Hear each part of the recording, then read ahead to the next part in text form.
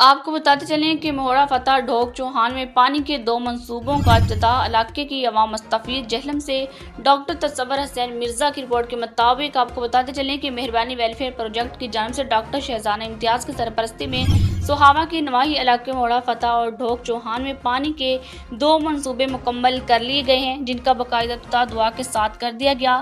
Project number 51 کے مالی معاونت معروف سماجی کارکن ڈاکٹر راحت مصطفیٰ صاحب نے کی، جبکہ پروجیکٹ نمبر 52 ڈھوک چوہان میں مکمل ہوا اور جس کی مالی معاونت ڈاکٹر غزالہ خالد نے کی۔ دونوں منصوبے عبدالغفور چوہان، چیئرمین انسانی حقوق ہیومن رائٹس ضلع جہلم کی نگرانی میں مکمل کیے گئے۔ افتتاحی تقریب میں راولپنڈی سے خصوصی شرکت ڈاکٹر غزالہ خالد نے کی، جبکہ دیگر معزز مہمانوں میں فلک ناز سیٹھی، فرزانہ اجمل، محمد بنارس اور حسیب احمد شامل تھے۔